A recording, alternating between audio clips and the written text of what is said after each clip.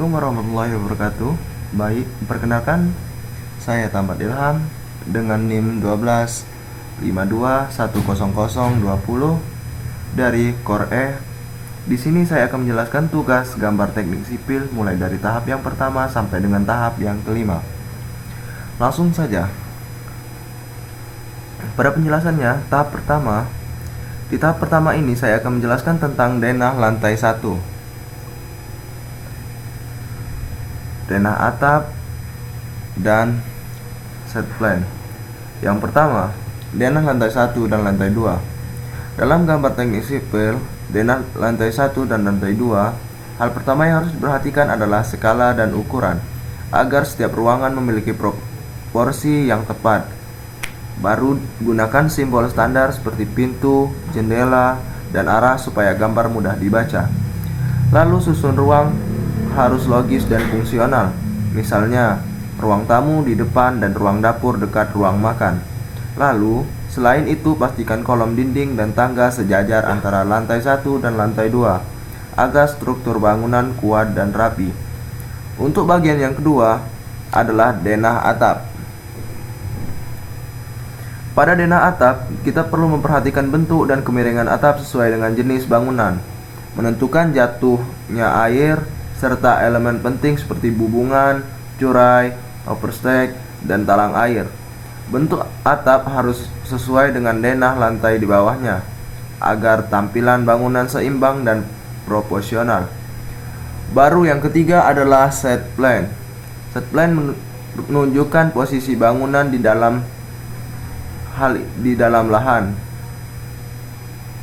Hal yang perlu diperhatikan adalah arahan, batasan lahan, dan akses jalan. Bangunan harus ditempatkan dengan jarak yang sesuai dari batas tanah serta dilengkapi dengan elemen lingkungan seperti taman, pagar, jalan masuk, dan saluran air. Menggunakan skala jelas dan tambahkan legion simbol agar mudah dipahami. Baru masuk pada tahap yang kedua adalah tampak.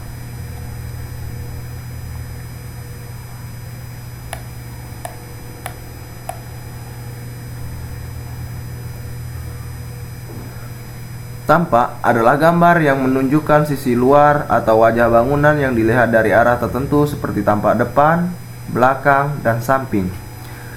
Gambar ini berfungsi untuk memperlihatkan bentuk, proporsi, serta desain bangunan secara vertikal.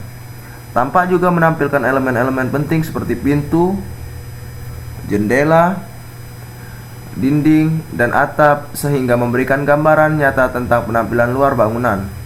Dalam menggambar tampak, perlu diperhatikan ketepatan skala, tinggi, lantai, dan keselarasan proporsi antara elemen bangunan.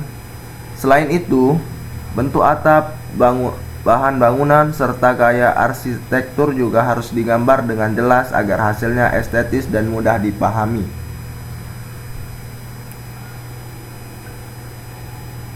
Untuk tahap yang ketiga adalah menjelaskan potongan AA dan potongan BB. Potongan AA dan potongan BB merupakan gambar yang menunjukkan irisan vertikal bangunan. Untuk memperhatikan bagian dalam secara detail, potongan AA biasanya diambil pada garis potongan utama bangunan, sedangkan potongan BB digunakan untuk menunjukkan bagian yang lain yang penting atau berbeda. Dari potongan pertama, melalui gambar potongan kita dapat melihat hubungan antara lantai, tinggi, ruang, ketebalan dinding, dan struktur bangunan dari bawah hingga atap. Baru tahap yang keempat adalah detail tangga dan plat lantai. Detail tangga adalah gambar yang memperhatikan bagian-bagian tangga secara rinci seperti anak tangga, lebar pijakan, bordes, serta kemiringan tangga. Gambar ini bertujuan untuk memastikan tangga nyaman dan aman digunakan. Dalam menggambar detail tangga harus diperhatikan proporsi, ketinggian, dan lebar anak tangga.